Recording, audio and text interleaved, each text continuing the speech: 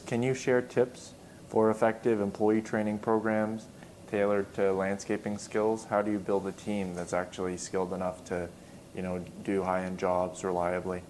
So there's a few ways to do that. One is to steal talent from other companies, and so we're in a race for talent. And I know it sounds awful for me to say that. When I mean steal, I mean do it ethically. So you would advertise on Indeed, or you'd hire a recruiter to get your talent for you, or you'd go to trade shows and trade fairs, things like that, to get talent. You can advertise on your vehicles. You're looking for talent, and so I think it's important to find that talent. And what was the question again? One more time. It was tips for effective employee traiing programs. Oh yeah, so the training. So one of the things is there's a big difference between a smaller company and a larger company. There are 1,200 accountabilities in any business, and whether you're a 2-man person or a 20-man person or a 100-man person, there's still 1,200 things that have to be done. And so for a small company to bring a training program, it's almost impossible. And what you can do, though, is you can have specified training slots, like say on Saturday mornings once a month we're going to train the weakest skill set that most of the employees have, and you approach it that way. You can't build comprehensive training programs when people barely are on top of their health and safety, which is a whole other massive amount of administration. There's just not enough hours in the day to do all that stuff.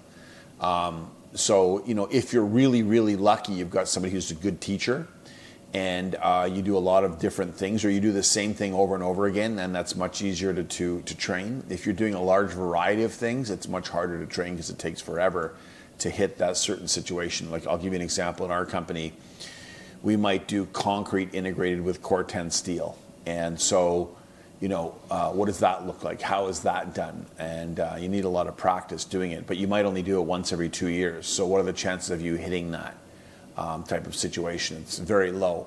So the companies that do similar things over and over, the training's much easier. So if it's like maintenance and things like that, that's much easier to train than something complex like concrete forming and doing metal work and welding and metal fabrication.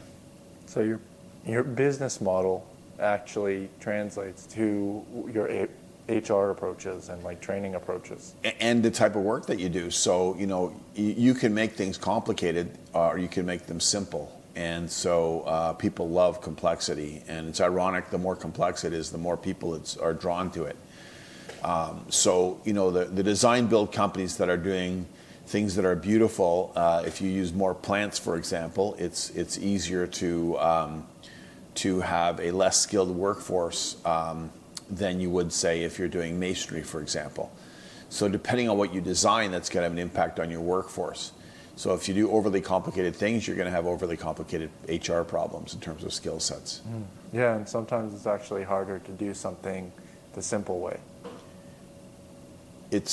So it's amazing that if you videotape people working, it's fascinating to see people that you think, I call it slow and fast.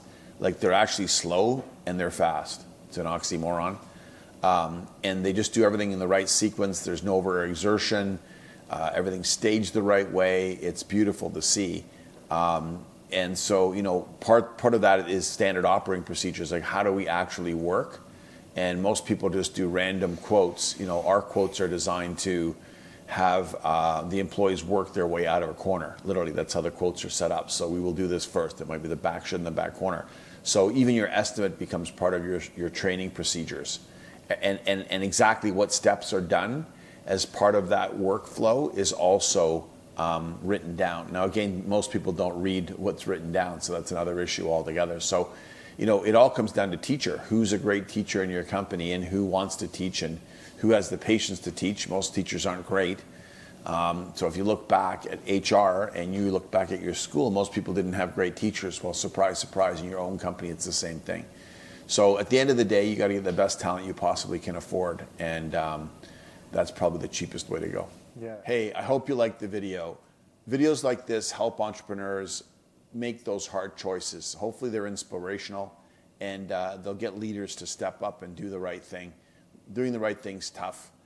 We're there to help you. We've been through this journey for 40 years in our own businesses, and we know what it's like. So if you need help, click the link below, and we'd love to get in touch with you.